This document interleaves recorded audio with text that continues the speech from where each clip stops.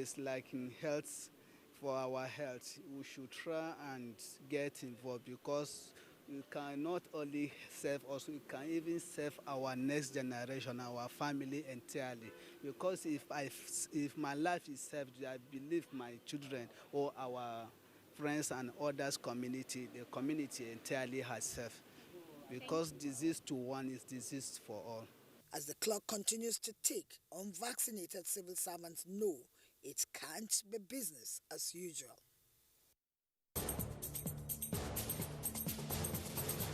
Key players insist that government has a responsibility to protect the citizens. They urge the Presidential Steering Committee on COVID-19 to continue to enlighten Nigerians and make them understand the necessity to get vaccinated, given that the vaccines have been proven to be effective and protective. Yours sincerely and many others are living testimonies. Thanks for watching. I'm Lydia Samson. See you next time.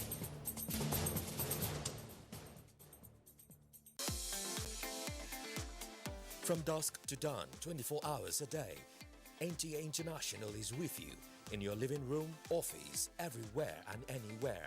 We provide the company you desire in terms of balanced and up-to-date news, programs and the best of entertainment. Tune in to DSTV channel 251, GoTV channel 91, Freeview UK channel 264, or you can download www.visiontv.co.uk. App for iOS or Android. You can also see us on Facebook and YouTube for quality content on the go. NTA International, Africa's window to the world.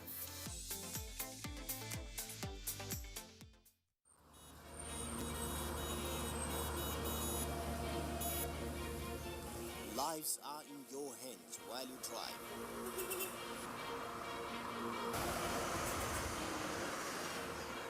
Protect yourself and others on the road.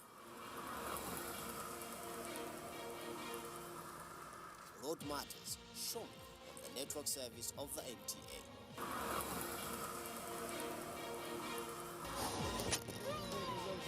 Join us.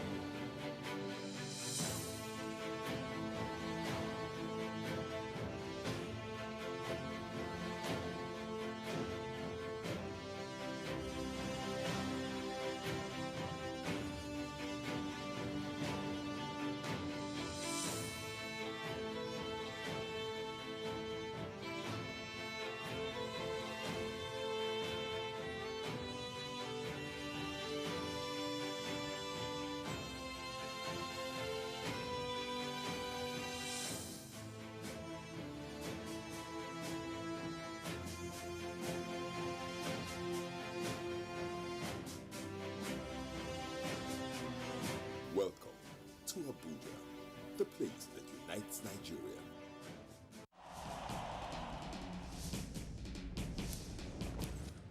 Issues in the sports sector remain one of the most debated among Nigerians due to the passion, followership, government involvement, impact on Nigeria's external image and our national life in the sports parliament.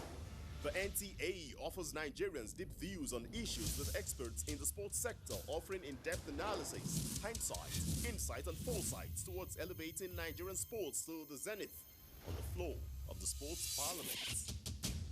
Sports Parliament, a unique platform for sports discussions, showing live on the NTA. Keep a date with the parliamentarians.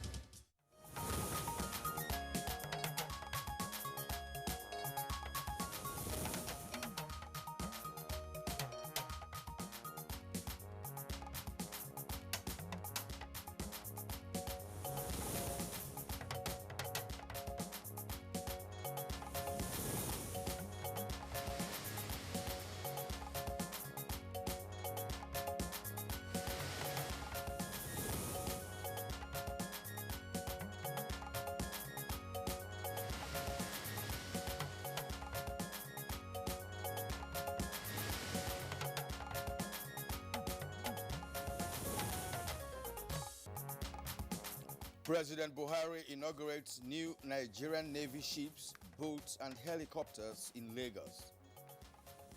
The Navy is undeniably a major contributor to the economic well-being of our country.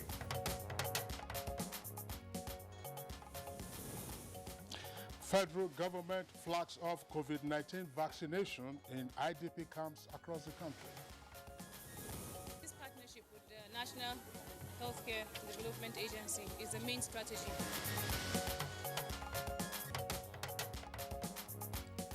Nigeria's First Lady seeks greater private sector investment in the health sector. With the establishment of this center, it is hoped that more awareness will be created. And on Good Morning Nigeria today, we shall discuss advancing human rights in Nigeria.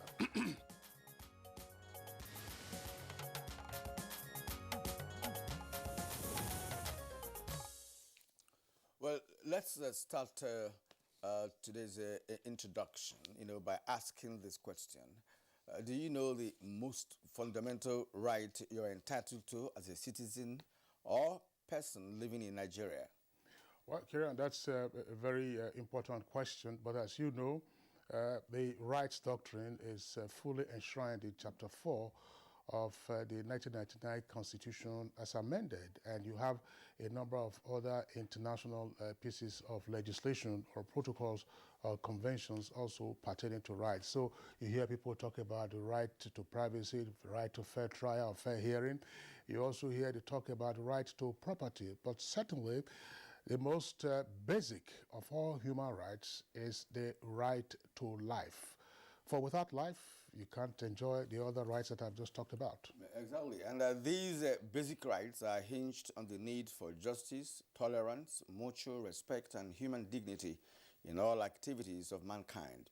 It is in a bid to protect these rights that the United Nations General Assembly in 1948 adopted the Universal Declaration of Human Rights.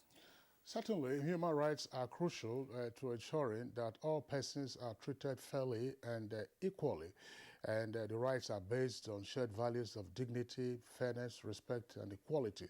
And the existence of human rights empowers peoples of all ages to speak up when their rights are infringed upon or to report such when they notice that an infringement against any other person or group of persons is in the offing.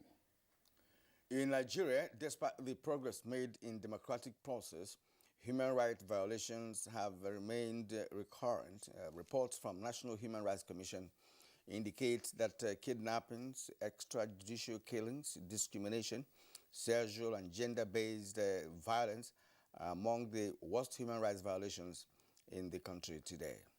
Now, the International Human Rights Day is celebrated every year on the 10th of October.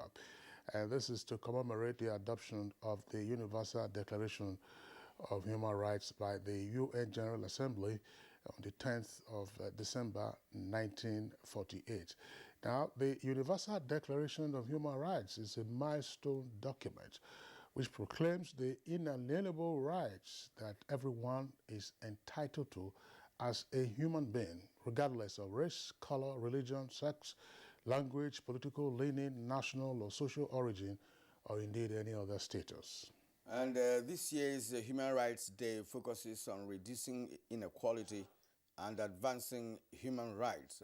This theme speaks to issues around Article 1 of the Universal Declaration of Human Rights, which says that all humans are born free and equal in dignity and rights. Well, the slogan for this year's Human Rights Day celebration is all human, all equal. And interestingly, the commemoration of this year's International Human Rights Day coincides also with the end of 16 days of activism against gender-based violence, which began on the 25th of November. Now, how applicable is the Universal Declaration of Human Rights in Nigeria, and what is the relevance to democracy and development? Are the vulnerable population protected, And are all rights guaranteed in Nigeria? These are questions the guests we have assembled on Good Morning Nigeria will be answering on the program. My name is Kirian Umayo. Thank you for joining us.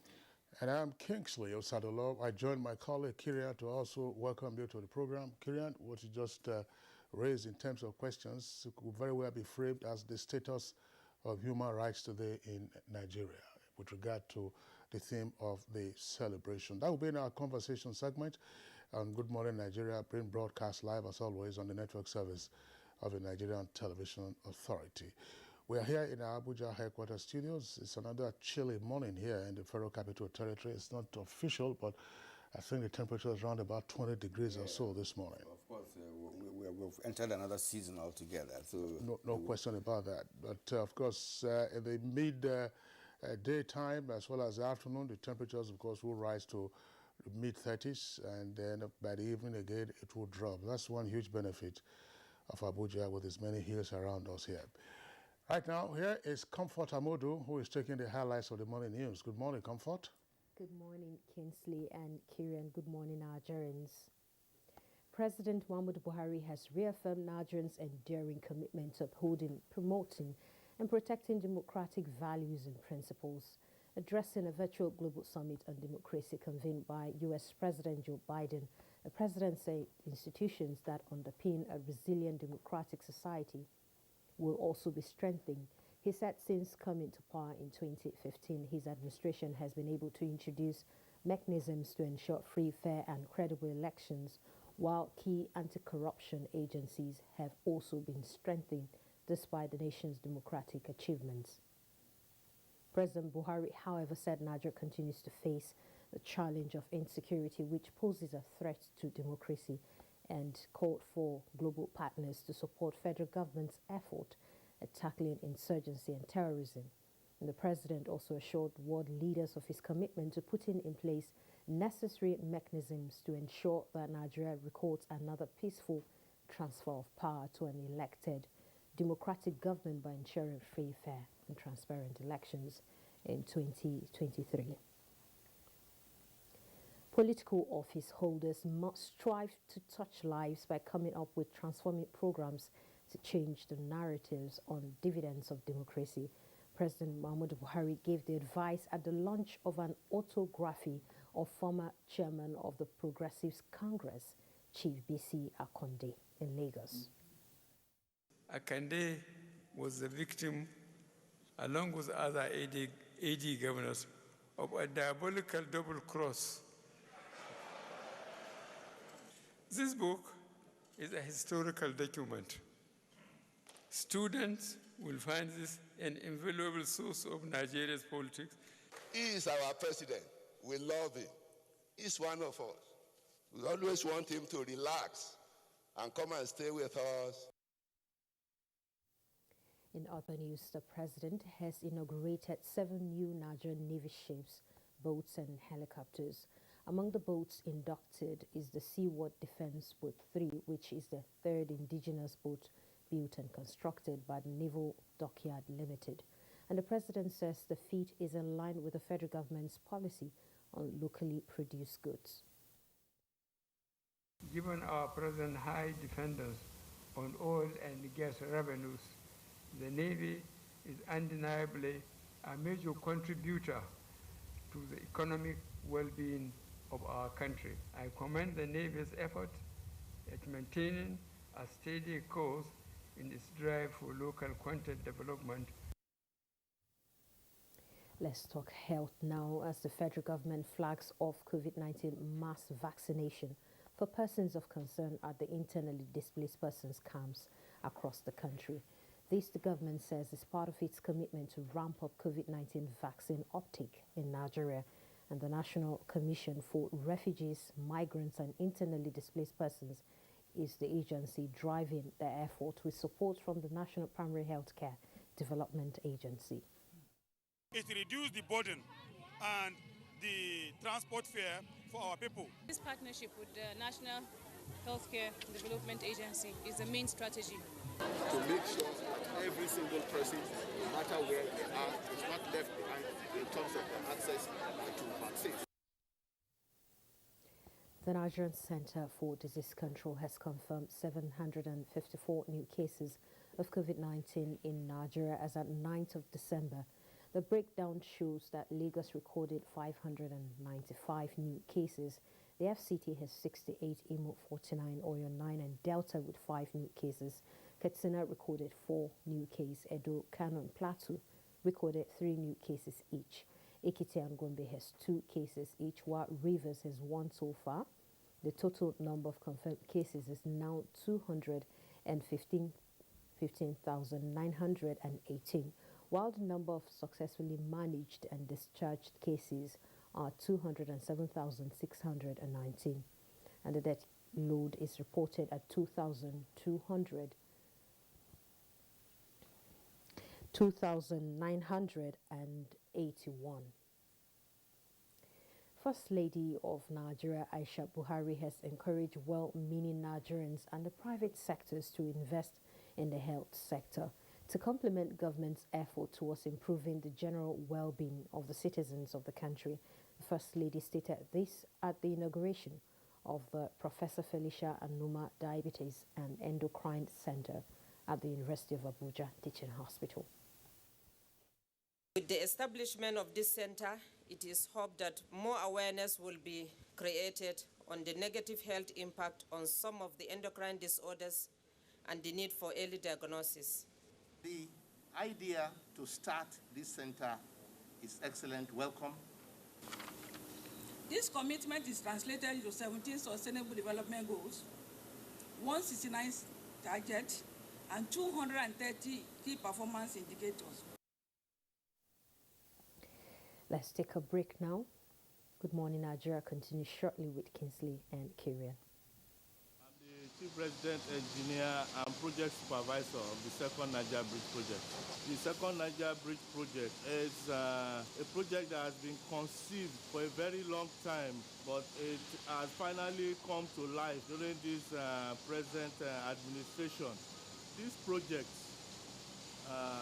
has a lot of socio-economic benefits, and it has impacted positively on the lives of the host communities, both in Anambra State and Delta State. The people are very happy. The host communities, they partnered with us because apart from the social benefits, indigenes are also employed on this project. We can see how their lives are being improved. This message is from the Federal Ministry of Information and Culture. Everybody knows the secret to good cooking is that special ingredient. The mothers know it, but does this new generation know it? Let's find out. Mothers, daughters, are you ready? Yes! Let the cooking begin. Erisco tomato paste. Now we get home, now we get love, now we get children. With a spice the world, with a meal so great and so healthy. You know we've got your back. Oh, with Erisco, Ridico, Natico. Ladies and gentlemen, food is ready. Food of love. Mmm.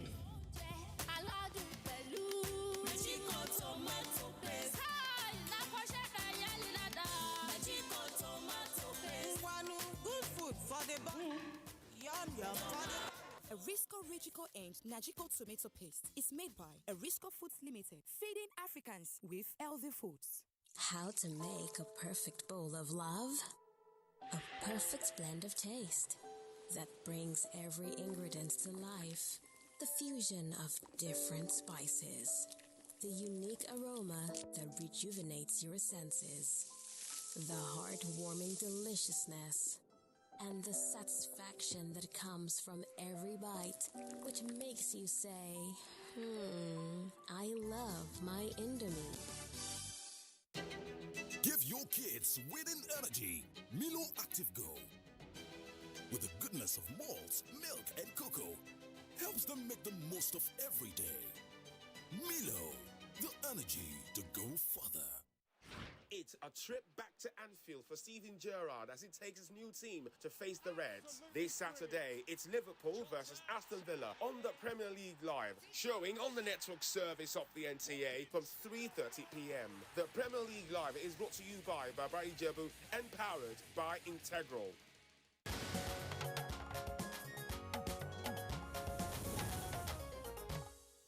You're on to Good Morning Nigeria, live on the network service of the Nigerian Television Authority. Now, the Katsina State government is reported to have concluded plans with the Nigerian Export Promotion Council to formalize trade at the Jibia Maradi border market, and this is aimed at reducing the volume of informal trade.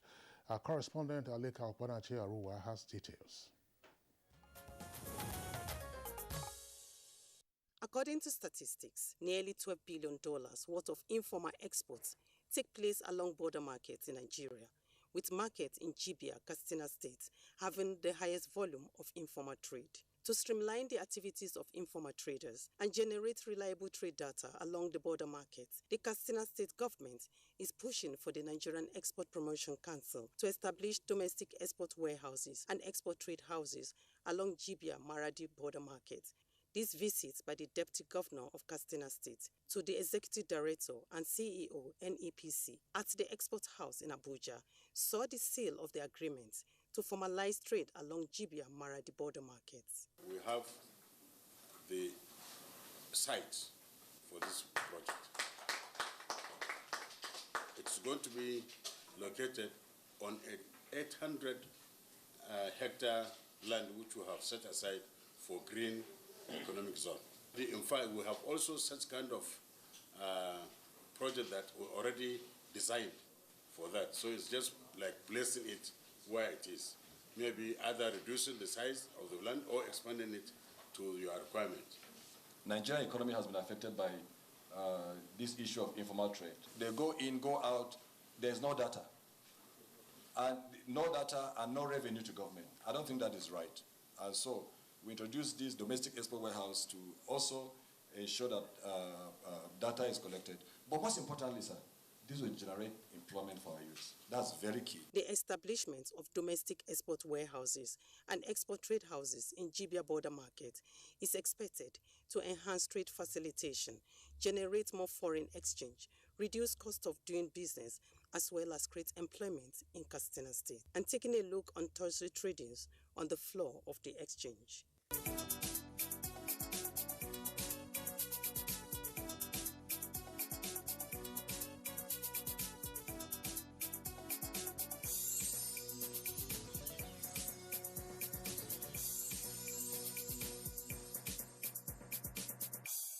With business news, Alika Okpanachi, Aroa. Well, thank you, Alika, for that business package. Next is newspaper review.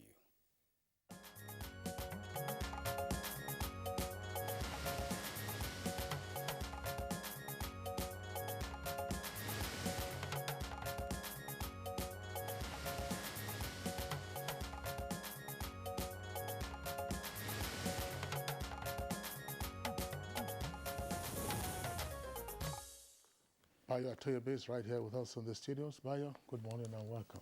Thank you, Kinsley. Good morning. Good morning, Kirian. You're welcome, Good morning, Bayo. Nigeria. Thank you. Okay, let's begin with Al Jazeera. Al Jazeera for this Friday. INEC to parties bear cost of primaries. Electoral body can't influence any process. Parties must be responsible for expenses. Governors kick. That's on page 8. BC Akonde was victim of OBJ's diabolical double cross, according to Buhari. That's on page 9. CBN advises bank customers to resist illegal and arbitrary charges. That's on page 25. Street hawking still a menace. That's on page 3 of Al Jazeera. COVID-19, federal government begins mass vaccination of refugees, migrants, IDPs. That story is also on page 25 of Al Jazeera. Now, at the bottom of the newspaper, Kanu's international lawyers write to UK ministers, page 9. Bandits kill 16 worshippers in Niger, also on page 9. Sanwo-Olu cancels Lagos Peace Walk, on page 29. More vicious attacks, sparking concerns. That's according to the police. That's on page 30 of Al Jazeera newspaper. Well, that will be all for the front page of Al Jazeera this morning. All right. Thank you, Kieran. We also have the Nation newspaper. From above the name flag, you have the following headlines. Gunmen killed 9 worshippers in Niger Mosque. And Katsina official murdered. Now, that official is, or was, the commissioner in charge of science and tech in the Katsina State Administration. Troops rescue 20 policemen abducted by terrorists. Minister challenges agencies and officials on service. Below the name flag, Wike to federal government show evidence of borrowed funds. And Sule presents 109 billion naira budget. Now, the photograph there on the front page, one of them shows the public presentation of the book by Chief Bisi Akonde, former governor of Osun State and one of the national leaders of the APC. President Buhari is right there in the middle. You see the Lagos State governor and other chieftains of the party. Buhari, how Akonde, Shoba, and others lost in 2003. And you have the riders there. Another photograph on the front page shows the official inauguration of the Kano-Maiduguri Road. Now, this section of it is 106.3 kilometers. This road has been under construction for many years. That's section 3, that's the Azare-Potiskum. This is in both Yobe and Bauchi states. Now, President Muhammadu Buhari was represented at the inauguration by the Honorable Minister of State for MITI, that's Ambassador Miriam Katagum. And, of course, you had other dignitaries who were present on the occasion. Sultan to Nigerians, stop blame game, unite against enemies, and Khan boss urges security agencies to learn from the U.S. 6 motorists shot dead at Zamfara roadblock, and Katsina restores telco's service, page 27. Bayo. Thank you, Kinsley. Let's start with the news about gunmen that have killed the Commissioner for Science and Technology in Katsina State. In fact, President Muhammadu Buhari has condemned the killing and condoled the people and the government of Katsina State.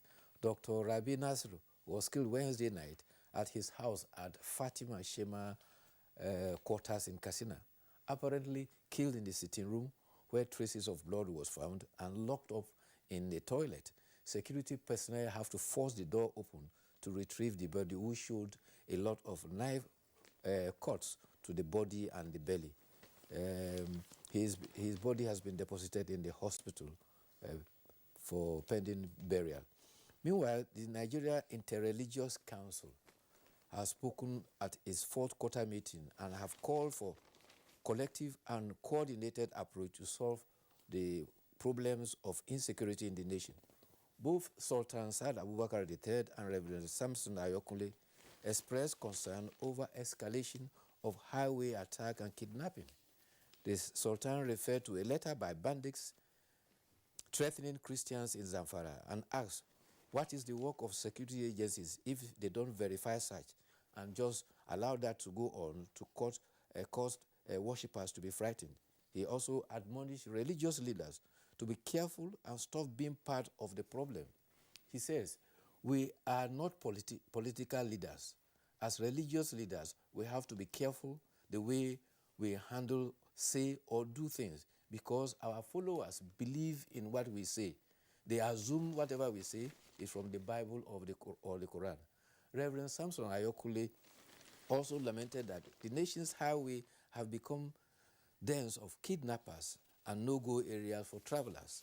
He says, why are they kidnapping and hiding people, and security agencies will not be able to fish them out to their hideouts? Ayokule called for increased intelligence gathering and for public to volunteer information to security to help trace and apprehend the criminals. The Executive Secretary of the Nigeria Interreligious Council, Cornelius Omonua, also called on Christians and Muslims to join hands to fight terrorism and insecurity. And hear him, no terrorist can be a religious person, and no religious person can be a terrorist. Meanwhile, in Edo State, there are instances of students of Edogbo Secondary School in Ikoba, Oka local government area who rioted and destroyed school property. The Commissioner for Education, Dr. John Osa Oviane, says that what the students did, damaging school property estimated of about 3 million, is unacceptable, adding that the students will pay for the damage of the property. He says here in Edo State, we have zero tolerance for destruction of school property. A policeman, the principal and teachers were assaulted. A policeman attached to the school was also stripped. The school is to be shut down until government get it organized. Meanwhile, a task force headed by the Deputy Governor, Philip Shuaibu, has 1 week to look into the riots. On the issue of military, the state commander of the Civil Joint Task Force in Kaduna State, Aminu Sani, has been arrested. Members of the civil group were protesting that he was picked up from his home some 15 days ago. However, at the briefing by the Director of Defense Media Operations, Brigadier General Bernard Onyeko, he said that Aminu Sani, otherwise known as Bolo, was arrested by the military. He says troops of Operation Thunder Strike and Wildstroke arrested the JTF commander over alleged connections with bandits. He was picked up after a notorious bandit arrested 3rd of December at Kwaka in the community in Igabi revealed that he was aiding banditry in the environment. So you see, security is giving way to conspiracy. Some of persons who are supposed to aid security are aiding conspiracy. Banditry, from what we have learned so far, and all indications, just as you've just mentioned, it's turning into business. It's turning into business. You recall in the past we have a man that said he made most of his sales as a dealer in bread, you know, by selling to bandits, you know, and all that. So in those communities, you know, where bandits have access to, they were, well, would I say, because of the circumstances, to say, look, instead of us being kidnapped, why don't we cooperate with them, you know, to be able to, you know, have our peace? And that's what I think is going on. Because the JTF man you talked about, you know, now could have been doing this, you know, for his own safety. And of course, for his own, for also money making as well. Because if you have to deal with bandits, of course, you have a share of the loot. Whenever they have, you know, ransom paid, you have your own share. Another positive news is that 75 bandits who operate along the Kaduna-Abuja highway have now been eliminated. The briefing by the Defense Director of Defense indicated that the Nigerian Air Force platform took out 45 armed bandits at their location, and those who escaped there were traced to about 4 kilometers away near the NYC camp along the Kaduna-Abuja Expressway, and 30 of them were also neutralized. So for some time now, we are going to have some respite along that highway. And after that, it's back to business. But I think, gentlemen, there are more fundamental points to also raise. We have raised this issue in the past, and that has to do with correcting the current dysfunction in our security architecture. The mere fact that the military is now involved in internal security operation in virtually all states of the Federation tells you that there are things that are not working properly. And reference is often had to the so-called ungoverned spaces where these bandits and terrorists and kidnappers operate on the highways. And then you say, oh, where are your policemen in the first instance? About half, by some estimates, others would say 1/3 of members of the police force are not on the beat. Instead, they are on VIP and other protection duties. Politically exposed persons. That's precisely part of the reason why we are having some of these issues. And I'm sure you will have also noticed this. In most Nigerian cities, when you hear the siren,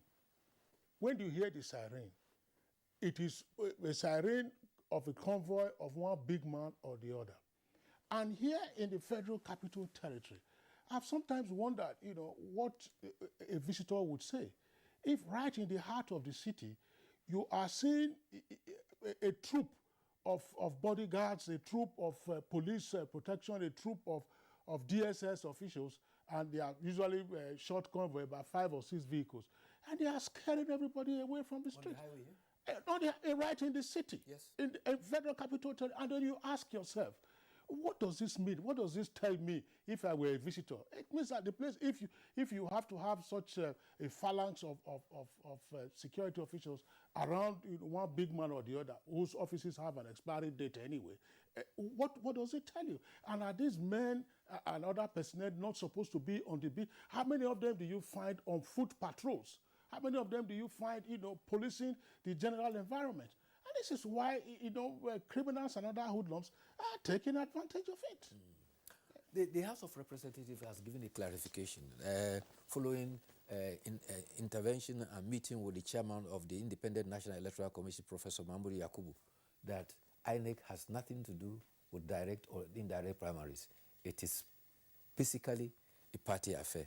The mode of direct and indirect primaries provided for in the amended of Electoral Act, and that is generating concern. It has become a silent war between the members of the National Assembly, the legislators, and the Governors Forum. Why? Because politically, to get elected into the National Assembly, the whole process is to pretended and dominated, and most of the time determined by the governors in the states. And this is the legislators fighting for their independence. But blatantly, direct primaries is the responsibility of political parties. INEC's role is just to go there and observe and report to ensure that it is in conformity with the stipulations of that political party's constitution.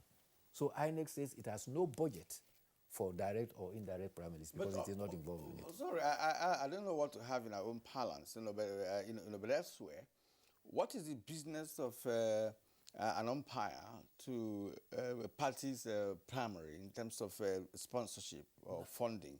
It has no correlation. I mean, there's no link. There's no need for INEC to fund party primaries. Funding it for who? Is it for the party or for the individuals who are vying for different positions in the party? It doesn't make sense. No, there was a misgiving. So INEC has clarified that it has no responsibility for that, and therefore it is not making any budgetary provisions for that, because that is not its duty. Kirian and Bayo, I'm just wondering what the legislative process is in Nigeria.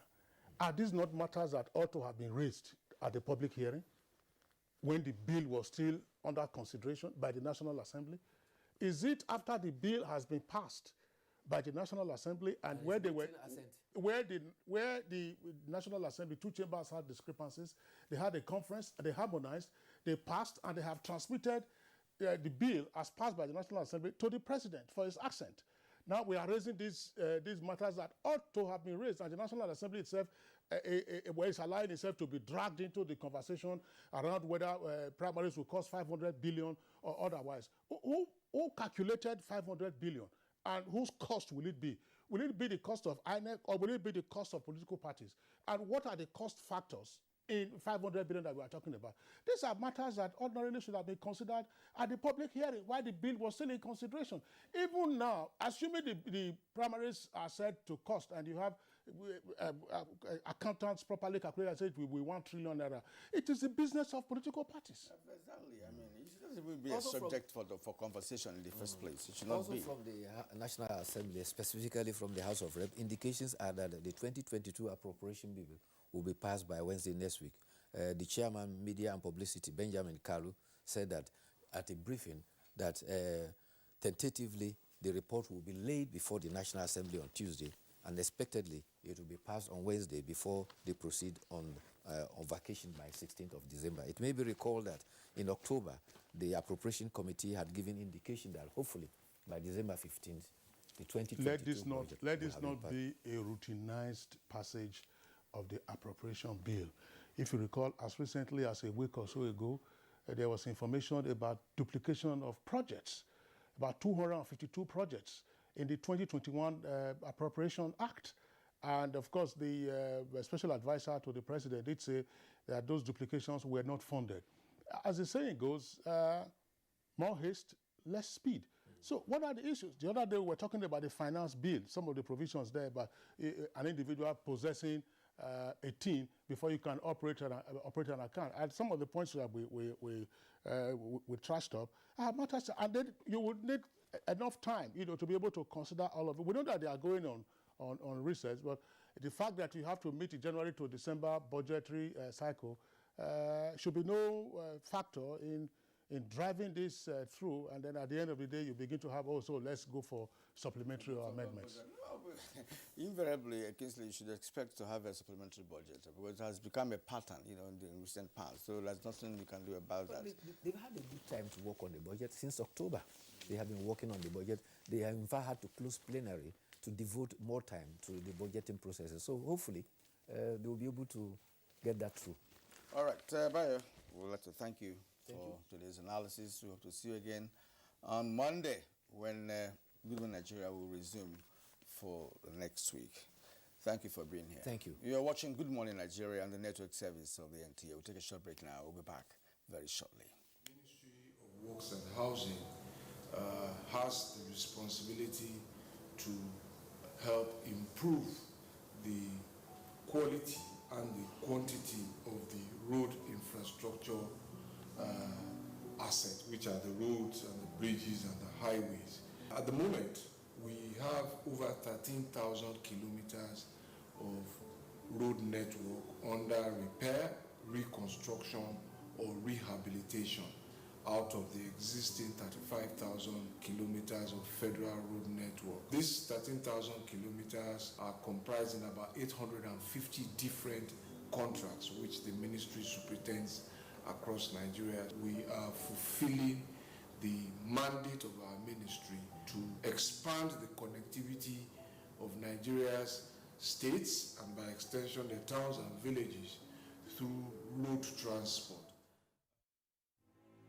The 2022 Armed Forces Remembrance Day celebration is here again. The Nigeria Armed Forces work tirelessly day and night to give us peace to go about our businesses. Some have paid the supreme price. Should we forget the families and loved ones they left behind? No. I am therefore privileged to honor these veterans who devoted most of their lives, active lives, to securing the nation and the world at large. So, let's support the Nigerian Armed Forces and their families, corporate organizations, government agencies, parastatals, and individuals. Let's show our love and support for our armed forces. They are our heroes. Buy the Armed Forces Remembrance Emblem and donate into the Armed Forces Remembrance Emblem Appeal account. We love you, and your labor and sacrifice will not be in vain for spilling your blood for us to live. The Council of our Fathers. I believe we have fought one civil war too many in this country. So those who experience it will run away from it. Nigerian youths, let's build our nation together.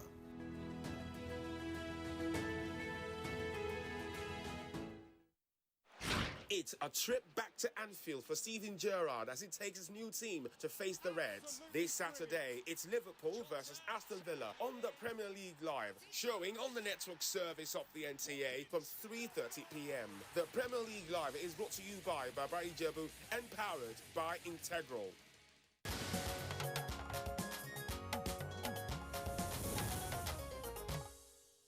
All right, thank you for staying with us on this edition of Good Morning Nigeria, broadcast live on the network service of NTA. Now, we kickstart our conversation this morning on advancing human rights in Nigeria with Kene Ndulu as a backgrounder to set the tone for the discussion.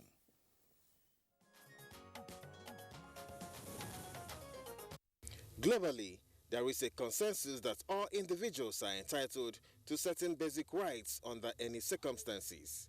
These include certain civil liberties and political rights, the most fundamental of which is the right to life and physical safety. These basic rights are the articulation of the need for justice, tolerance, mutual respect, and human dignity in all activities of mankind. It is for the protection of these rights that the United Nations General Assembly in 1948 adopted the Universal Declaration of Human Rights. This document was a milestone that proclaims rights that everyone is entitled to as a human being, regardless of color, sex, origin, and birth.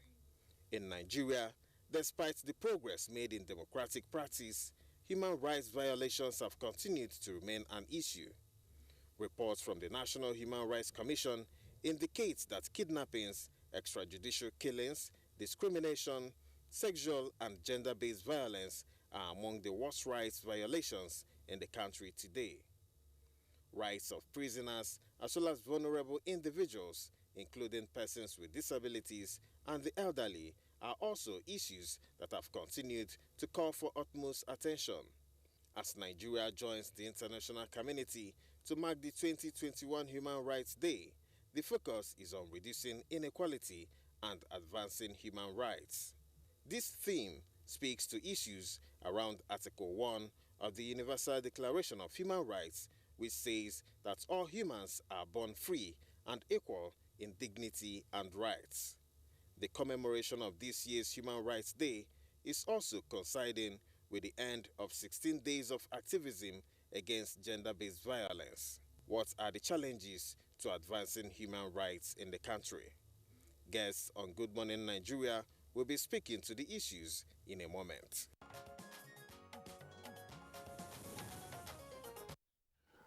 Thank you very much, Ekene Unduloy, for that background. With us in the studios to discuss the issues you've just highlighted and more, let's welcome Harry Oguche Obe.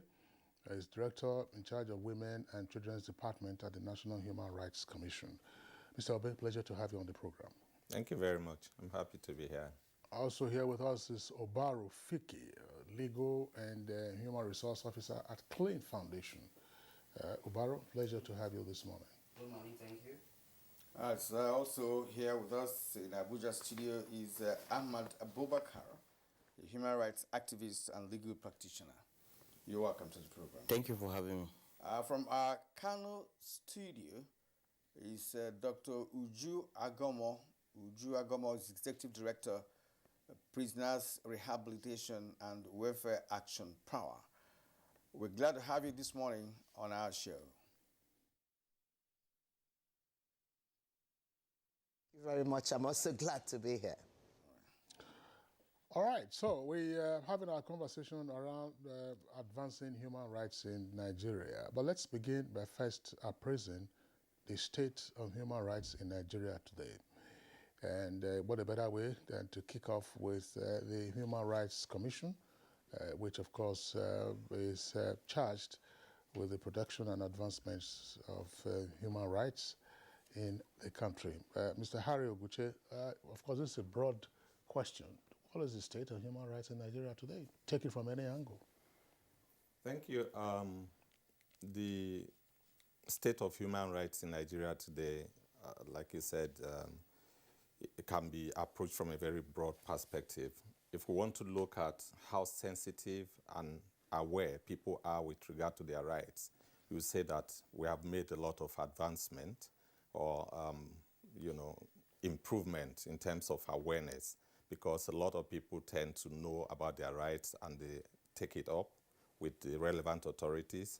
But if we want to look at it from the mirage or variety of ways that rights can be violated, we can say that the space is highly challenged, and then there is actually need for everyone to be up and doing in order to tackle the various forms of violations or threats to human rights that actually abound these days.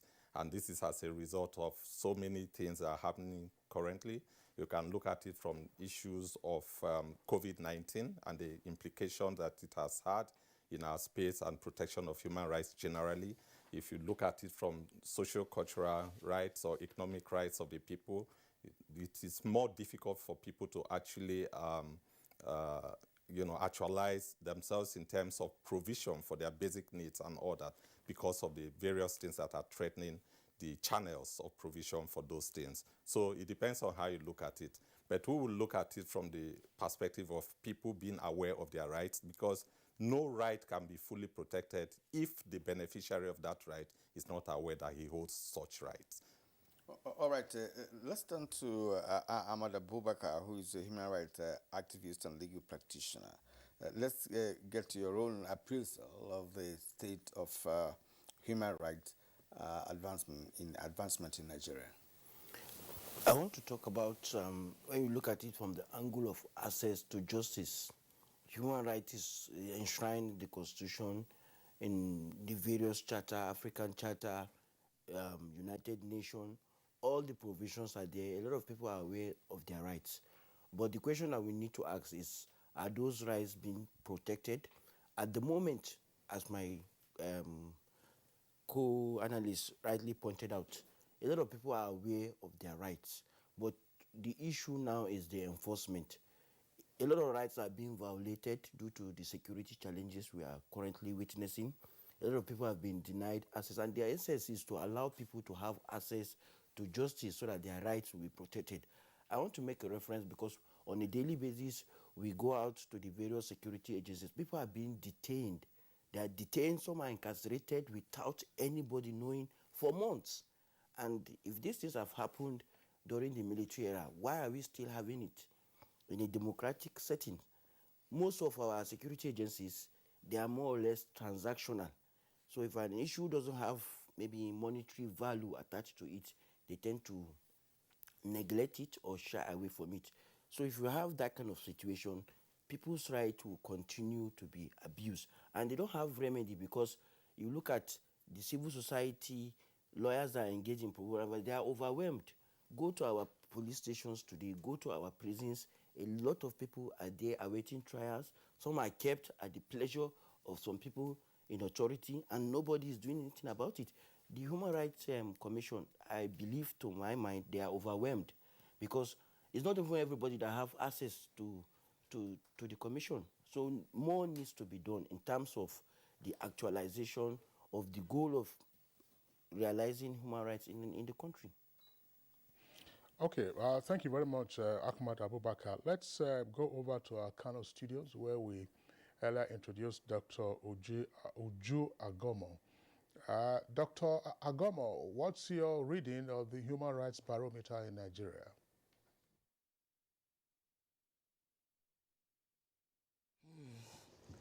I think basically what we have, as Harry said, is that there's been an increase in terms of people knowing what these rights are and actually identifying when their rights have been violated. But increasingly, you are asking yourself, how far have we gone since 1948, when we have the Universal Declaration of Human Rights coming into force? So the question here is there's been a lot of, violations. The number of persons who are being violated have increased over time. And when you look at the statistics, it is really shocking. And therefore, I think that I would say that we still have a long way to go. Perhaps on the brighter side, we can see increasingly, both globally and in Nigeria, there's been quite a lot of instruments, a lot of conventions, a lot of laws that have been put in place in terms of protecting and promoting human rights. But the implementation of those laws becomes really what is very worrisome. We still have a big problem. All right. Obaro Fiki, what's your own take, in this respect? Okay, I would want to say that the state of human rights in Nigeria is appalling. That's the least we can say. It's appalling. We do understand that there are a lot of international protocols and treaties which Nigeria has signed on to, Universal Declaration of Human Rights, African Charter for People and Human Rights, even the Nigerian Constitution, which is the ground norm, Chapter 4, clearly provides on the issues relating to protection of human rights in Nigeria. The National Human Rights Commission, which is also still here, through the Amendment Act of 2010, also provides their mandates in terms of monitoring and investigating issues related to human rights in Nigeria. And so if we have to talk about it from the legal aspect, we think that there are a lot of laws, statutes that really guides or galvanizes the protection of human rights in Nigeria. But however, in terms of enforcement, in terms of implication on the field, it's really quite appalling. If you could go back, retrospect back to the COVID-19 pandemic areas, whereby a lot of rights of Nigerians were being abused and infringed upon.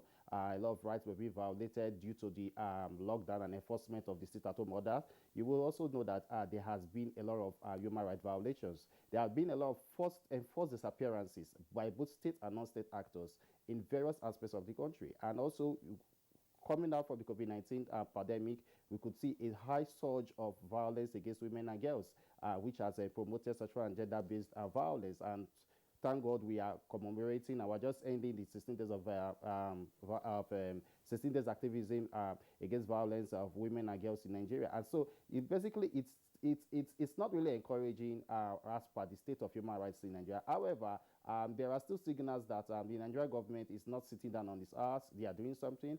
The constitution of independent panel of inquiry on the EndSARS panel is something to really be joyful about. It only shows that the Nigerian government is also still listening, and they also still understand the fact that atrocities committed by police, men, and security agencies need to be taken seriously, and that is why those panels were really created. So hopefully we look at the recommendations of those panels, and we think that if the recommendations are really served and sanctions are really given to every police officers, then let's say there could be some beauty or a good road to go with regards the state of human rights violations in Nigeria.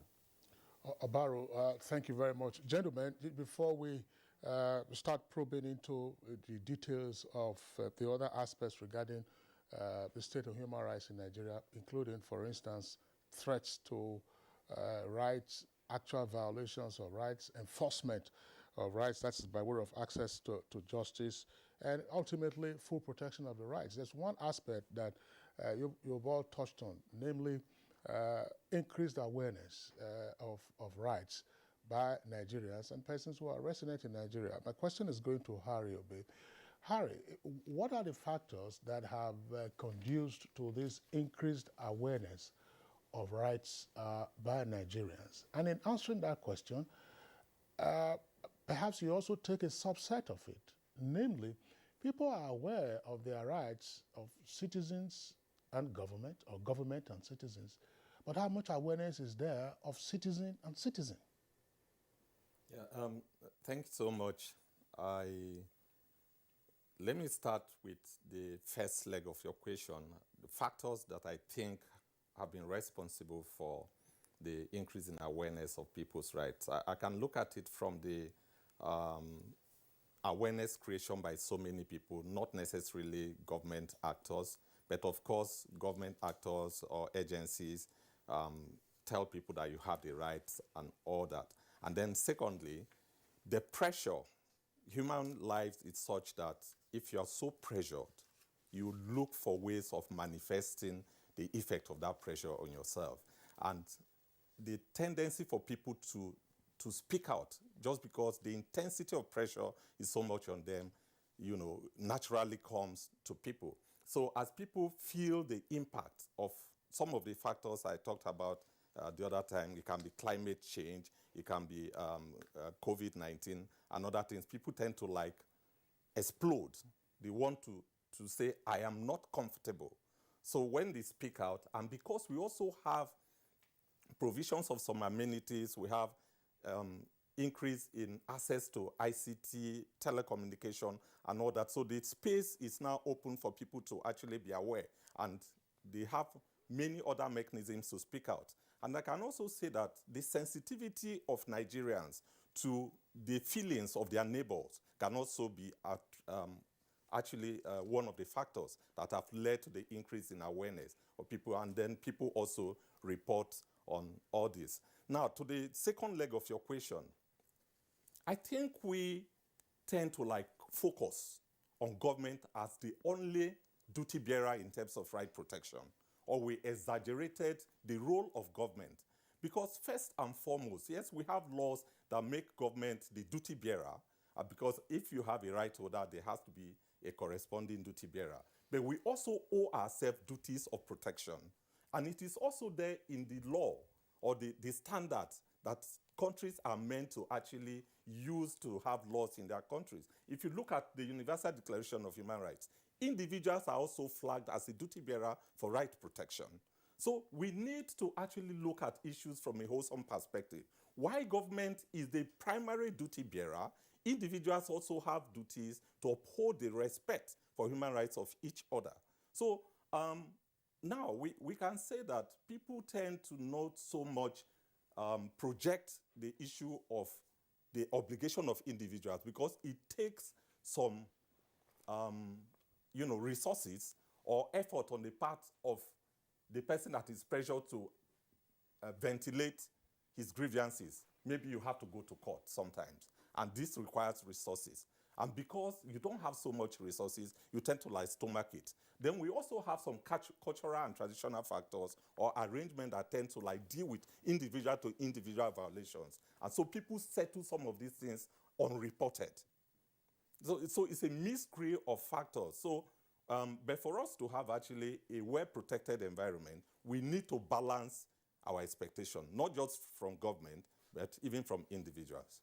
Okay, and I'll take it from there, the obligations of individuals as part of duty bearers. So I'd like to ask Ahmed to do an explanation on this. What are those obligations of individuals to guarantee and protect the human right?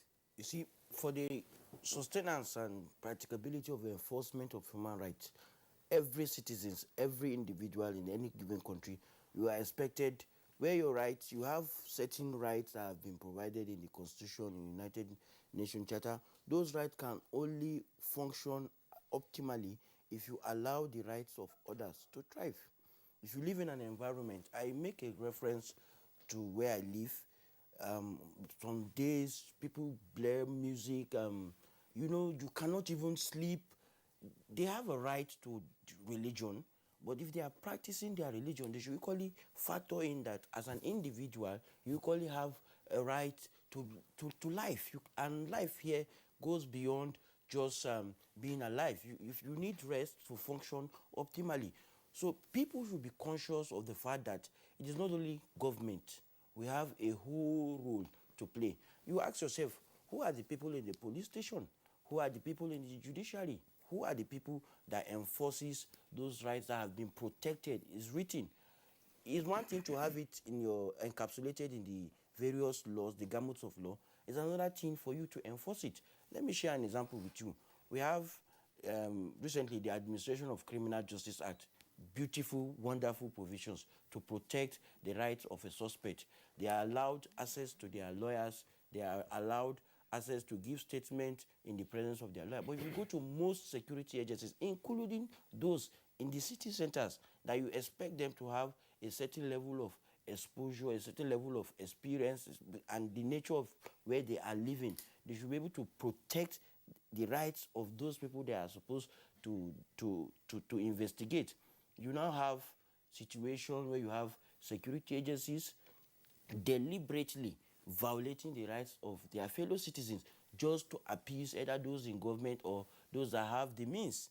And these things go unreported and nothing is being done about it. So for individuals, the rights of others can only be protected if we as citizens of every nation strive deliberately to protect those rights. The laws are there. We have so many laws, but those laws will have no impact if we cannot collectively respect the right of others. And it's not only about in terms of violation. We must take positive action to protect those rights. You are going on the street, you see a child walking, wandering about, and you do nothing. You see people's rights being violated. The thing is that if you keep mute, they are violating somebody's right. The next day, it will turn back. We've seen security personnel that have violated people's rights, and tomorrow they are coming back to the same lawyers. They denied access to detain them suspect. They are now seeking the protection of the same people, they violated their rights. It happens. Life is a circle. So if people think that human rights issue have been over dramatized, and in a way that it will not affect them, it's just a matter of time. Everybody, we are a potential suspect. Your rights as an individual, there's that potential that one day, in one circumstance or the other, it will be violated. So it's duty bound on us to ensure that we protect it. We take proactive steps. The laws are there. Now it's about the citizens. What role are they playing? If you are keeping mute, if you are not taking positive action, if your rights are being violated or other people's rights are being violated, and you are shying away from taking action.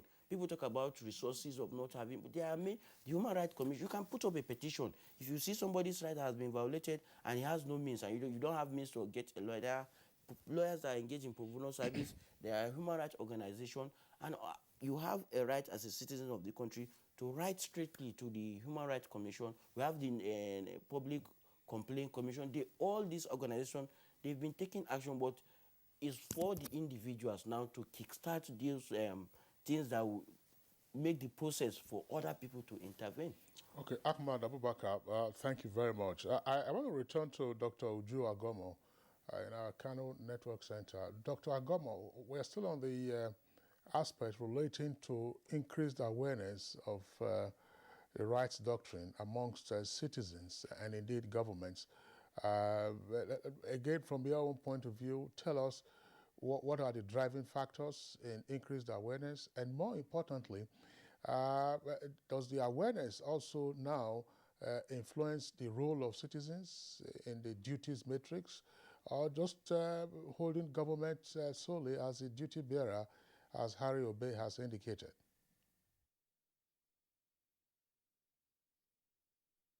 Thank you very much.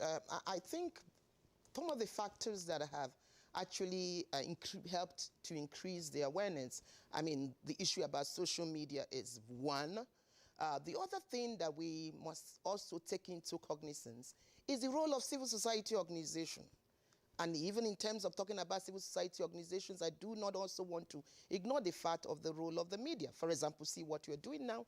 It is also something that will help and continually help in letting people know that these are rights. So where we are actually is a point whereby the government, yes, have a critical role to play. The citizens have to also hold government accountable. That is a critical role that the citizens have to play. Now, I must also say that one of the things I feel that we should be pushing more is the fact that, yes, there are rights, but each and every one of us also have responsibilities. So if we understand that our obligations and our responsibilities as first and foremost, as citizens, as our brothers or our sisters' keeper, then it kind of helps. But one thing I have found out is that people will continually violate laws or commit atrocities if they know they can get away with it. And this is really where we must ensure there is an end to impunity. That we must, as a people, say that once somebody has violated the rights of another, every mechanism must be put in place to hold the perpetrator accountable. And that these persons must be found, and once you have been able to do that, it deters future perpetrators from doing so. Now, remember earlier we spoke about some of this fact that there are laws and all that. They have made a mention of the issue that you have, for example, the Administration of Criminal Justice Act, and that's 2015. There are administration of criminal justice laws in many states of the Federation. Beyond that, you have the Constitution of the Federal Republic of Nigeria, 1999 as amended. If you look at Chapter 4, for example, you will see barrage of civil and political rights that have been protected. The question is, to what extent are those things being achieved? Look at Chapter 2, Socio-economic and cultural rights. And I think also as a nation, we must come to get rid of the fact that we must ensure that weddings of Chapter 2 is not just made to be aspirational. We must ensure that the rights for Nigerians to health, the right to have jobs, the right to be able to have proper shelter is also looked into, because there is a very close connection between that and even the rights that you see that are embedded in the Chapter 4 of the Nigerian Constitution. Now, you also have of course, the Nigerian Correctional Service Act of 2019, and many others. So if you are then asking, what is the place for the citizen? The place for the citizen is to say, I will stand together to say no to this. Look at the issue about torture. It's going on every day. Yet Nigeria is signatory to the UN Convention on Torture, Cruel, Inhuman, and Degrading Treatment and Punishment. Yet Nigeria is also signatory to the optional protocol to the same instrument, which provides for national preventive mechanism. So again, as citizens, we must say, we come together, wherever there is a violation, we take steps. And every mechanism of the government must be put in place to ensure that there is an end to impunity. So there is a lot of demand on the government because it's critical and it's important. And that's basically what the UN had made it so. But the citizens need to also do their bit. And I must also say that part of that role of the government is to make it easier for the citizens to do that. That once the citizens are pushing for their rights, that they are also protected. Because that is important. There are a lot of people who are not speaking up because they are scared. They are not speaking up because they know that somebody will hit back at them. How much are we protecting the witnesses? How much are we providing psychological support and cushioning for the families of victims? How much are we bearing the burden of the economic cost for those people who want to indeed challenge their violations of rights? So I believe that both angles have to be taken care of. And clearly, there's a lot that is demanded and required for the government, but the citizens must actually push to make this work. All right, Obarofike, we also take you on that, on the role of citizens, because they say that where one right stops, another right begins. And invariably, if the citizens are found wanting in terms of,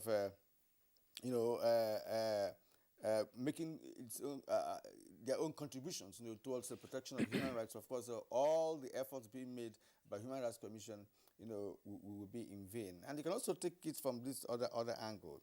The fact that law enforcement agencies in Nigeria perhaps do not have much respect for human rights, based on the issues you have also raised in your first comment as to the issue concerning, not you really, Ahmed raised, with respect to the fact that in some cases, the enforcers of the law do not even respect the human rights. If, of course, a court says, look, give access to someone's lawyer in a court case, for instance, the person will be denied. And yet, these are individuals who should be in the know of what human rights is all about.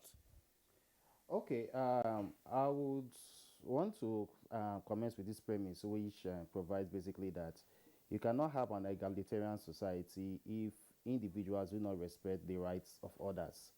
And it's very critical in ensuring that while we fight for our rights, we should also still respect the rights of our neighbors, of those also in our society. It is worrisome that individuals perpetually infringe on the rights of others, and then they do think that it's also the responsibility of government. The incursions of non-state actors in the violation of human rights, it's alarming. It's not just a matter of the state actors. The non-state actors have done that. The issues in the Northeast tomorrow, it's something that is worrisome, and it's something that we also still need to talk about. A lot of citizens have been displaced. Their rights have been lost as a result of the conscience of non-state actors. The elements of Boko Haram, ISWAP in those areas has also led a lot of rights denied, and it has led for a lot of forced disappearances of individuals. And so when we look at it from this perspective, we also find out that it's not really state actors do have their own roles to play in ensuring that the rights are protected, the rights are enforced, the rights are being enshrined. However, non-state actors have also perpetrated these things, and they do not really care for the rights of their fellow citizens. They do not care for the rights of their fellow neighbors.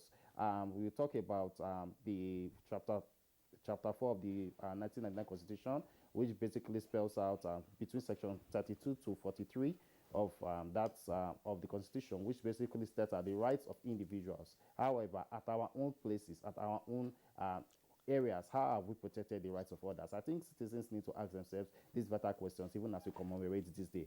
Basically, we should also still look at the fact that while we do understand that the National Human Rights Commission plays a role as a foremost government agency in the protection of human rights of Nigerians, I do not still feel that most Nigerians know the mandate of NHRC. I still feel that there is still this gap, information gap, between the citizens and also NHRC regarding their function and mandates. If not because of the services of civil society organizations, pro bono lawyers, and the rest, a lot of citizens do not really know that National Rights Commission really exists. And so, while we do know that social media has helped in promoting the responsibilities of these organizations, we still feel that the National Rights Commission should still do more in its awareness creation, in our awareness campaign for Nigerians to know the purpose or the mandate of why the National Rights Commission is being established for. And I will also still look at it from this perspective. We should also still know that during the NSAS panels, which were constituted by various state governments and such, a lot of Nigerian citizens or petitioners who at a time had written petitions regarding violations of brutality of police personnel, some of them at the end of the day stood out because of threats to life. It certainly also still means that even the security personnel who do protect citizens also had in one way or the other, though unsubstantiated, threatening the lives of petitioners. And you could see that that is what led to from the rising number of petitions to the limited number of recommendations from most of these state panels, because a lot of petitioners could not finish up their petitions in these panels as a result of threats. And then in respect to security agencies not protecting the rights of Nigerians, I think the average Nigerian policeman, I would want to say it in this way, does not even know the rights. I do not really know whether they have even been taught the fundamental human rights, right-based approach in policing. I think most of these police officers who really know these rights, who really enforce these rights, are really the big officers, those you see in the urban centers, those you see in Abuja, those you see in Lagos. What about the policemen in Abakaliki? What about the policemen in my village, for example, in Ozoro? Do they really know the rights of citizens? Do we really have right-based policing trainings in Nigerian police institutions? What is really the curriculum in these institutions? And so I think we have to go back to the drawing board, especially with regards to security agencies and Nigerian policing, about understanding the rights of Nigerians and enforcing these rights so that Nigerians also can be protected and we can have a good base in protecting human rights in Nigeria. Okay, thank you very much, Obaro, for the points you have raised, and indeed the other guests.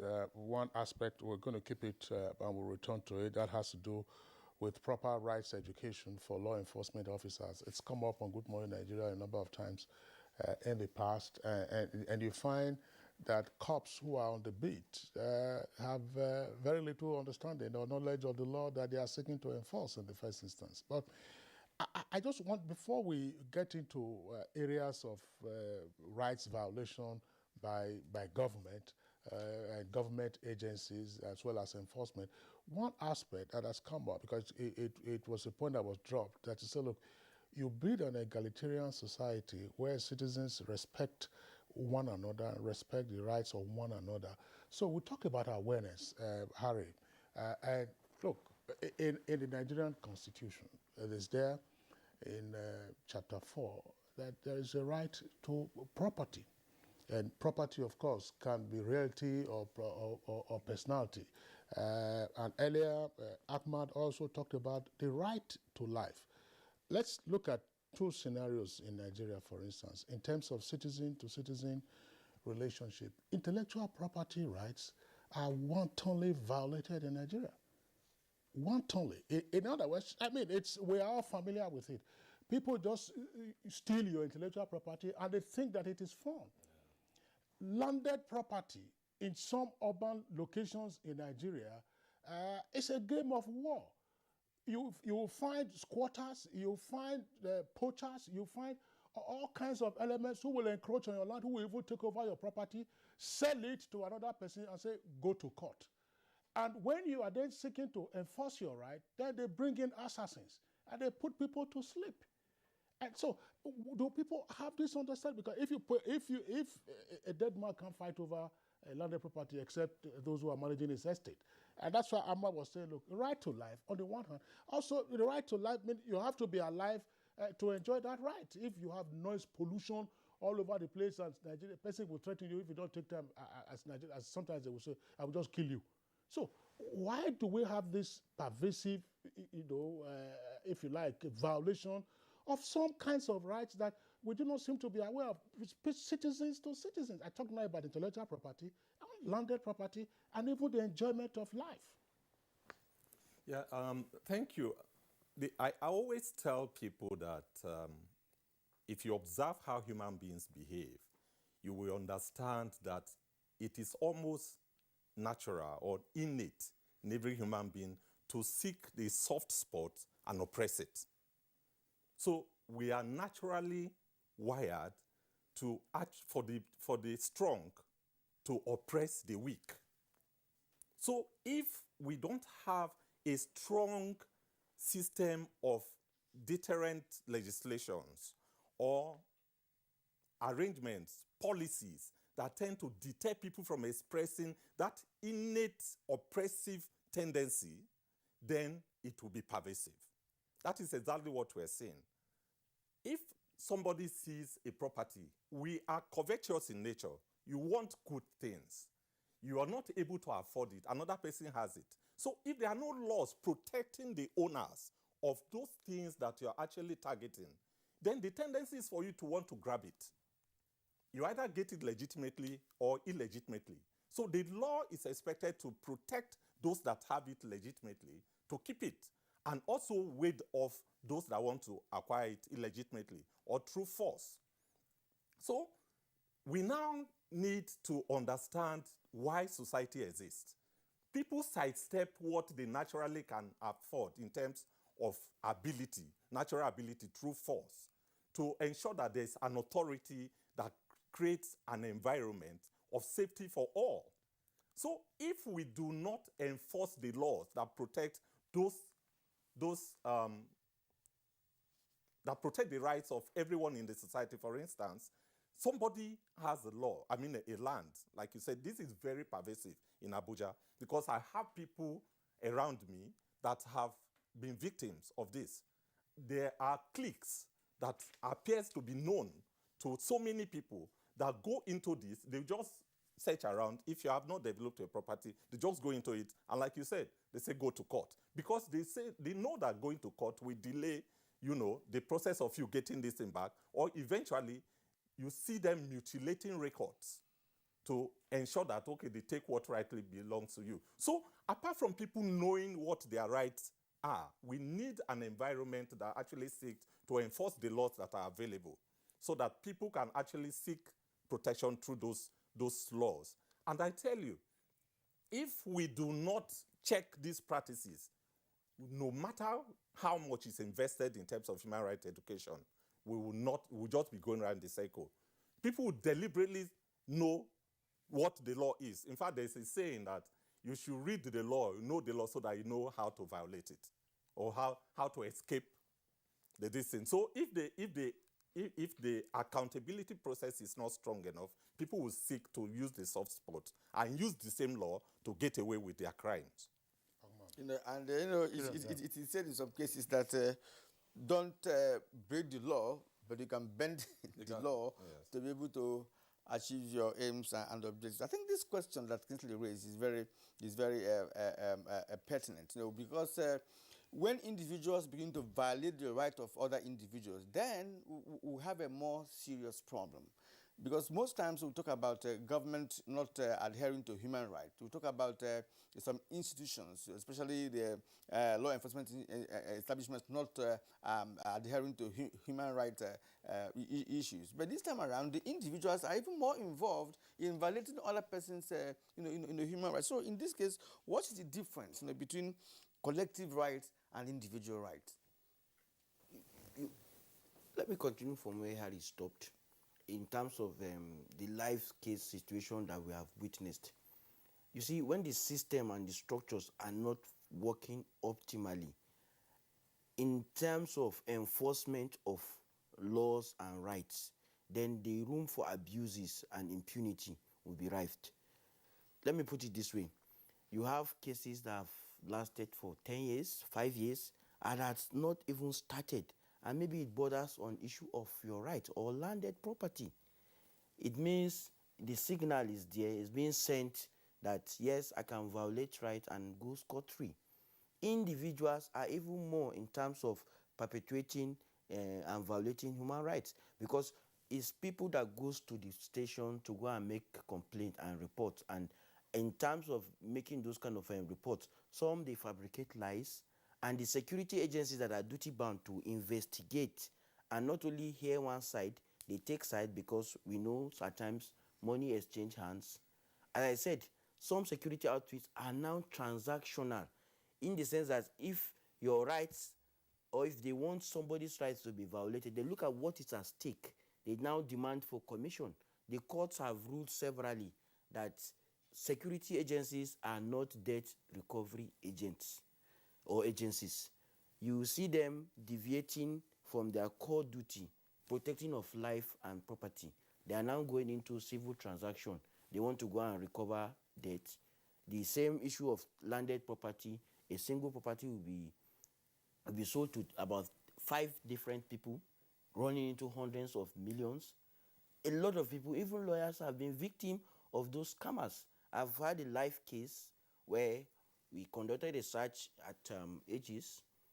The lawyer in custody of the original title document, they lured him to come that there's a buyer that wants to buy that property. So the search now will be a valid search because he's holding custody of the original title document. But as he's leaving, they already have clone one that you cannot even distinguish which is the clone. And these things can only work. You see now, even a lawyer is involved. The official there in the agency is involved. And the people, and a lot of people have lost millions, hundreds of millions of naira.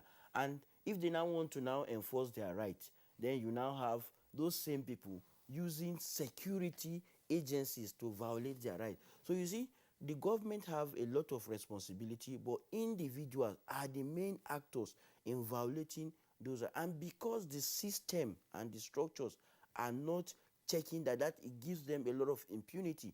If you know you file a case and the case will take up to 5 years before you get justice, and when you get that justice, at times even enforcement is a problem. You cannot enforce those the judgment of the court because they appeal it. They use various means to frustrate it. So we have a very, very, very serious problem at hand. And unless we all come together, because it's not about government alone, it's the individual that actually instigates most of those government agencies to violate people's rights. So if you look at it from the one angle, you are trying to demand accountability on the part of the government, then you now have the individual that have been able to really appreciate the way that the system is not working optimally. They circumvent it, they abuse it, they use that to their advantage. You continue to have issues. And if this continue, you know, a lot of people will take a lot of things for granted. But we are getting to a point whereby there will be an implosion, because these things have been in the minds of so many people. If you are talking about land, just recently, go around the city center in Abuja, you have a lot of displaced people now taking permanent refuge under the bridges. At a point in time, I thought that maybe there's an event going on, and I discovered that you see family members, internally displaced people, various camps springing up everywhere, even in the city center. One thing that accounts for it, you like a high level of poverty, high level of insecurity, and the system. So as a lawyer, I will go back to the judiciary. We now need to go back and let's have the system of recruitment. We need independent, proactive, and judges that could look the government into their faces and say, no, we must start doing things right through judicial activism. Nobody should be allowed to use judiciary to abuse the rights of individuals. Okay, thank you very much, Ahmad, for your points. Dr. Uju Agoma, I would like you to weigh in on this aspect. and what can be done to attenuate citizens' violation of the rights of other citizens. We've just used the examples of property rights, intellectual property, landed property, and even the right to life.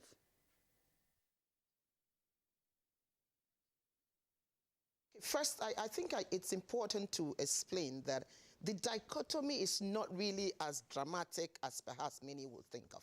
The issue is that when individuals violate rights, it is left for the government to activate the mechanism of the government to hold those individuals accountable. So it is not strange. It is, as a matter of fact, that is what it is. Every time there is a violation, it is not a spirit that violates, it's an individual. Now, if that individual is an official within a government agency, then it depends a different level of standard in terms of who other persons that can be held culpable, including, of course, the agencies or the nominal members of that particular institution. So let me take a very simple example. If you look at Article 1 of the United Nations Convention Against Torture, Cruel, Inhuman, and Degrading Treatment, it talks about what is the definition of torture. And as he's saying that, it tells you that it is in terms of public officials, whether they do that act or refuse to do it, so either a commission or omission, or they instigate another person to do it, or there is questions, means you do nothing, in terms of you look the other way when there is a problem.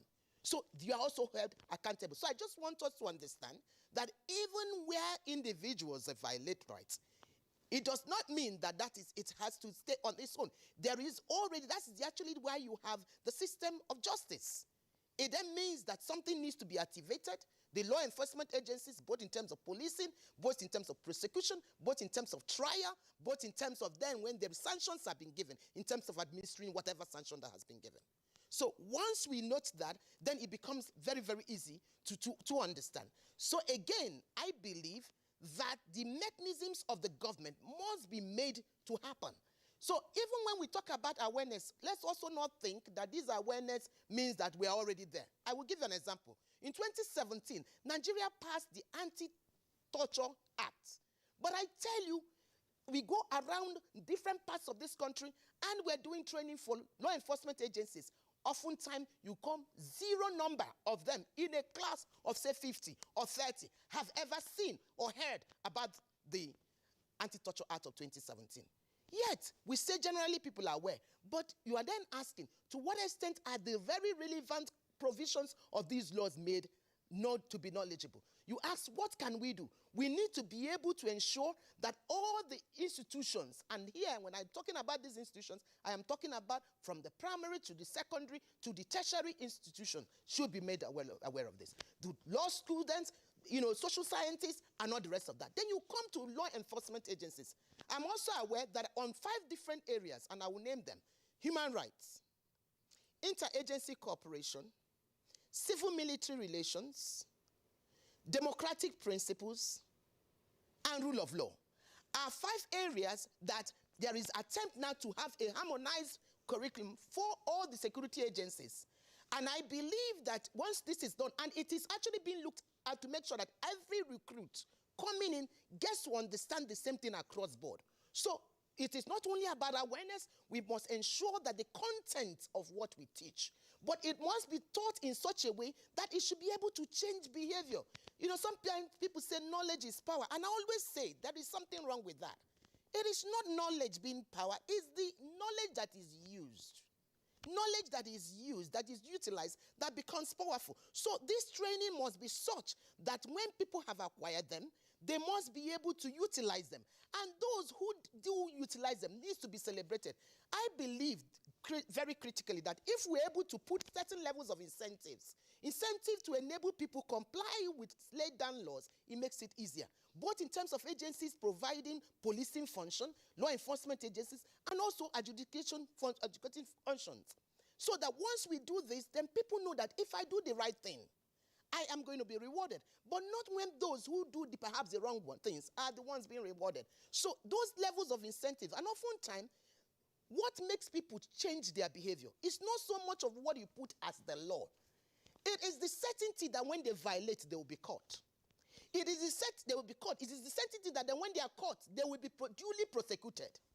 It is the certainty that then when they are duly prosecuted, that they will be found guilty. It is the certainty that then when they are found guilty, they will be duly sanctioned. It is the certainty that then when they are sanctioned, that they will serve the sanction. You see, these levels of certainty is what will make people stop doing the wrong thing. But where there is a problem, that you know that when you do anything, you can get away with being caught, or that even when you are being caught, you can bribe your way out and you won't be prosecuted, or even when you are prosecuted, you can bribe your way out and you won't be found culpable, or even when you are found culpable, you can bribe your way out and you will not be sanctioned, or even if you are sanctioned, you will not serve the term of your sanction. It is these levels of certainty that makes it work. Now, in the Anti-Torture Act of 2017, they said if you torture somebody, you will have at least up to 25 years. How many persons, how many law enforcement agencies have been sanctioned to 25 years, including those people who do not know that these laws exist? And they say if somebody dies in the process, you will be treated as someone who have killed, still under the criminal law. So again, the distinction between what individuals do or do not do, there is also laws to either take it either through the civil course or through the criminal course. That is not really a problem. What becomes a problem is when there is a systemic process that makes it difficult to find justice. It is this notion of lack of access to justice. It is this notion of increasingly ignoring the vulnerable. That is what we need to fight about, because it is not right. It is not right. There are many. And if you look at the theme of today, what is it talking about? Equality, reducing inequality, and advancing human rights. How are we doing that? How are we ensuring that every human being is treated equal, as the Universal Declaration of Human Rights have said? How are we ensuring that we are dealing with all the inequalities? Go to the custodial centers. There are people who are in custodial centers that are innocent, and the many detention facilities. Innocent people being detained because they don't have money, because they don't have anybody to speak for them. There are those who are there, minor offenders. What have they done? They are hawking. Meanwhile, you have not provided where they should be able to trade. There is no job for them. And yet you pick them. If they can't pay your fine, you lock them up. That is wrong. So if you are able to move away those people who are innocent, those people who are minor and petty offenders out of the system, giving them non-custodial if he really deserves, and ensuring there is social justice for God's sake, we will have a more healthy environment. An environment where people who come out can easily access jobs. People who come out can easily access welfare. We will reduce what we do to our justice system. We will reduce the problem that we have in terms of what is pushing our security system to have problem.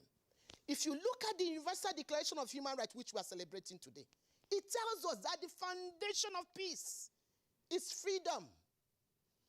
It's respecting human dignity. It's unity.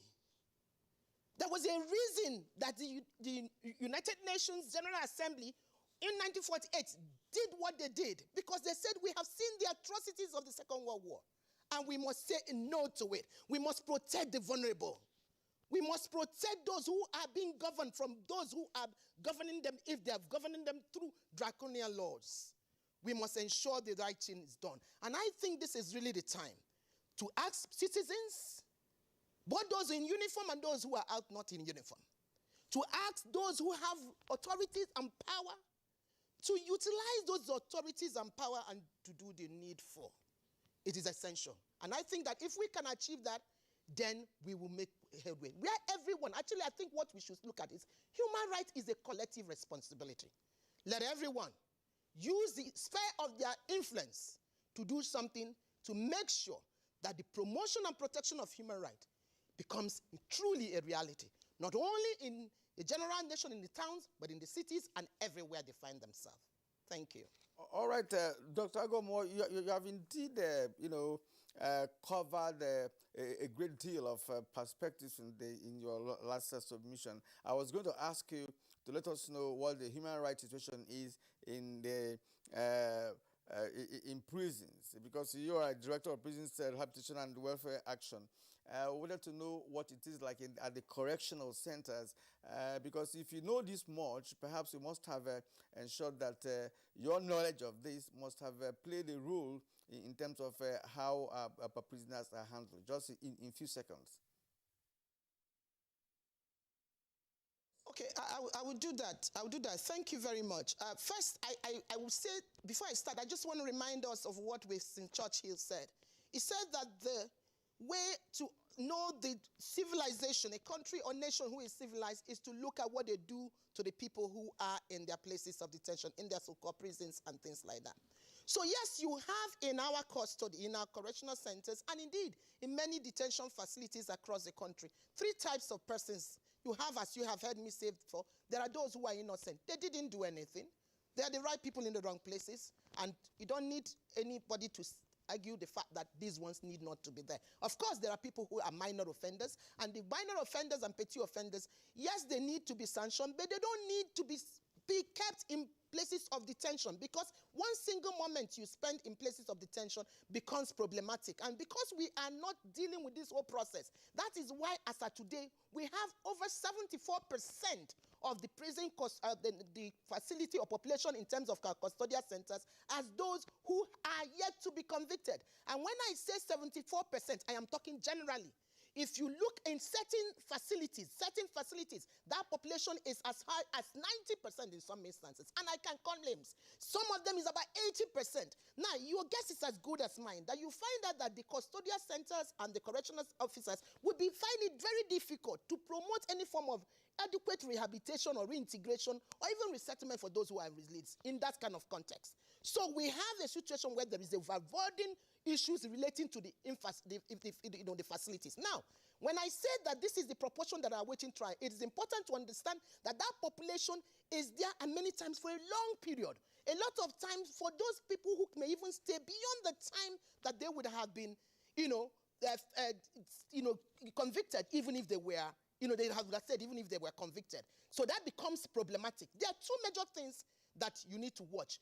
The third category, of course, are those who are serious offenders, which I said, those ones, they need to be taken care of and rehabilitated, because unless the person dies in custody, it's going to come out someday. And therefore, we must invest in their rehabilitation and all that.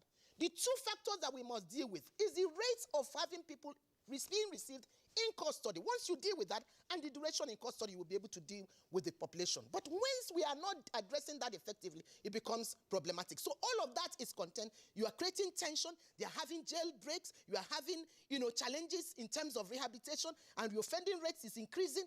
So that becomes a challenge.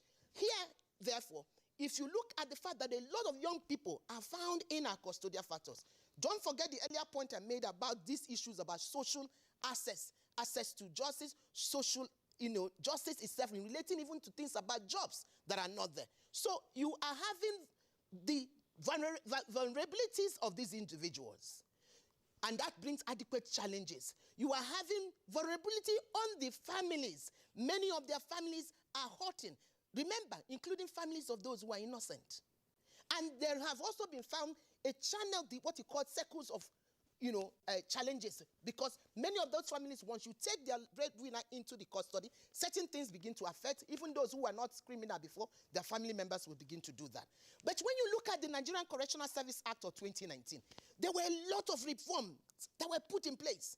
That law, if you look at, for example, Section 2, subsection 1A to D of that law, clearly states even the things that should make us happy today, that we are celebrating human rights. The first thing, it says that the objective of this law is to make Nigeria to comply with international human rights, as well as good correctional practices.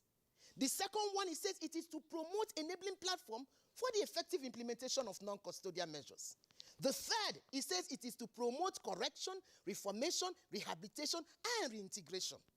And then the fourth, which is the final one, it says it is to reduce the number of persons who are awaiting trial. And to put in place systemic and institutional as well as sustainable mechanism to address it. Section 12 also reinforces it. But the truth is that that wonderful piece of legislation as it is needs to be implemented.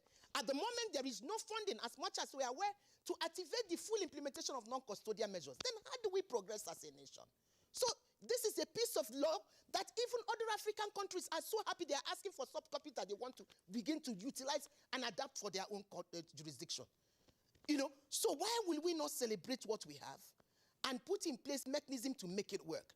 So these are part of the thing you see. So you see, you have the correctional centers, you have custodial, But you have also the non-custodial element. So as a people, we must ensure that the non-custodial is also fully resourced so that we reduce the burden on the custodian.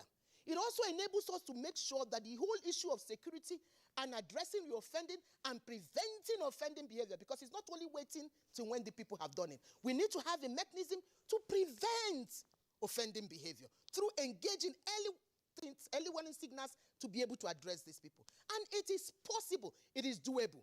One of the things I want to challenge us to do, and if we can, it will be great. Is it possible that all local governments will begin to look at having a place whereby the youth can come in there and you build their skills, you help them in terms of bringing cohesion. If they have drug challenges, you have drug abuse challenges, you assist them, you counsel them, you direct them.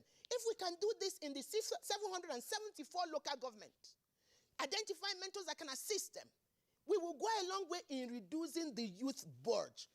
Please, we are sitting on a hot keg. We should not be ignoring our young people. We have a disproportionate number of young people, and the policies that we are having is pushing many of them into criminal behavior. We cannot continue as a nation this way. So again, I want to encourage people to look at what is happening in the correctional sector and support the correctional sector and see it as part and parcel of the justice system and see it as part and parcel of the security architecture as well as aspects that should promote security sector reform, and see it as part of what will promote development. It is only when we do that that we can come out from the danger. I wanted to say the threat of danger. We already know is here. But we pray that God will help us until we can move to ensure that we divert the imminent danger. All right, Dr. Uju Agomo, Executive Director, Prisoners Rehabilitation and Welfare Action Power, would like to appreciate you for your contribution to our discussion this morning. We know you have another engagement. You joined us from our Kano Network Center. We wish you the very best. And we hope to have you back someday. It's Good Morning Nigeria on the network service of the Nigerian Television Authority. We'll take a short break now. When we return, we'll get into the concluding minutes of today's conversation. In coming into office in 2015, the Buhari administration has recorded unprecedented achievements in all sectors, especially in the provision of infrastructure, which is the key to economic growth. Never in the history of this country has any administration done so much with so little. I recall that when this administration came into office, the price of crude oil, which provides for 80% of Nigeria's budgetary revenues and 95% of foreign exchange earning, dropped drastically, thus reducing the amount of resources available to the federal government. In spite of this, the administration has continued apace with massive infrastructure development. This message is from the Federal Minister of Information and Culture. Nigerian youths are about the greatest assets the country has at the moment. It is therefore not surprising that the administration of President Muhammadu Buhari is strategically responding to the yearnings of the youth through multiple projects and programs. Youth entrepreneurship support, yes, by Bank of Industry, the Youth Investment Fund by the CBN, and several other conditional cash transfer programs. Recruitment of 774,000 social workers, majority of whom are youths, and so many other projects that are beneficial to youths directly or indirectly. If the administration can do all this, definitely with a degree of patience and time, it can achieve more. Nigerian youths must come together to say no to terrorism, no to vandalism, and no to all disruptive tendencies. Hashtag Youth for Greater Nigeria. Pacifying the youths, unifying the nation.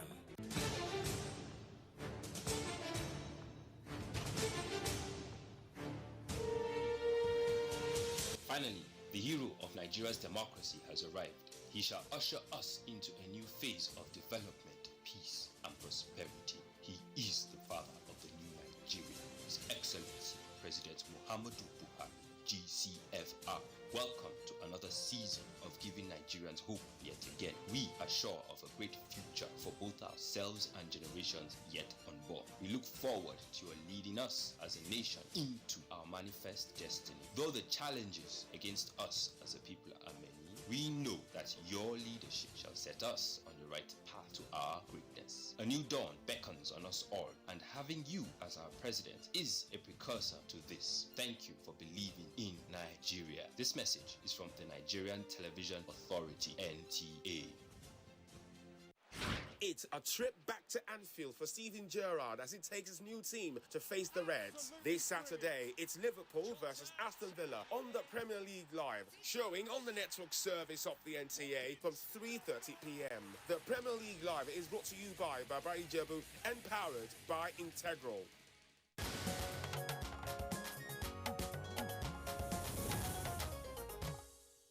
All right, welcome back, and it's still Good Morning Nigeria on the network service of the Nigerian Television Authority. Now, just, of course, we get into the closing minutes of today's conversation. One point that came up earlier has to do with, according to Ahmad, the many instances of prolonged detention, often without trial.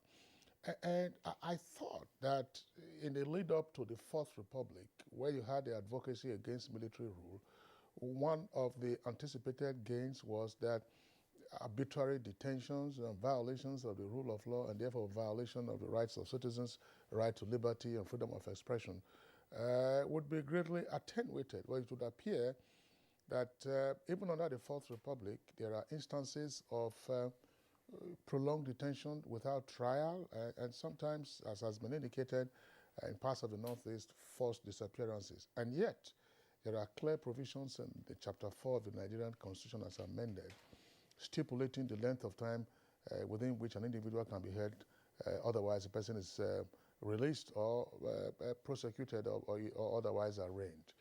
Why are we having this, and what can be done to reduce the high incidence as it appears to be the case now? Okay, I would want to comment with the provisions of the Administration of Criminal Justice Act 2015 and also the Administration of Criminal Justice laws in a lot of states which are operational. And I think its law was really emphasized to take care of issues in relation to unlawful detention of citizens and of individuals. It was also meant to ensure that trials are speedy and that justice is given to those who deserve them. But however, we have seen the case that even with 6 years or 7 years down the line, a lot of issues relating to unlawful detentions still suffices. And this basically, for me, is as a result of lack of interagency coordination between the prosecutors and the arresting institutions, which is the Nigerian police and other bodies that have the powers to arrest and detain in Nigeria. The disconnect between the prosecutors, which basically are the Ministry of Justice and the Department of Public Prosecution, and the Nigerian police, has shown that it's going to be very, very, very long, and it's going to be a difficult journey in ensuring that unlawful detention really ends in Nigeria, because basically the powers to detain, even if the ICJ lies with the powers of the magistrates, most of the cases instituted by the police goes to the magisterial divisions, and the magistrates also have their own powers in respect to detention, and also limits whereby they can also give rulings. And before you know them, a lot of persons are being put into unlawful detention, and they are awaiting trials, waiting for courts of superior jurisdictions to take over these cases. And this has led to a lot of Nigerians being unlawfully detained. And so what do we think are the solutions? Is to ensure basically that, one, there is speedy coordination and interagency coordination between the Nigerian police and all other actors in this field.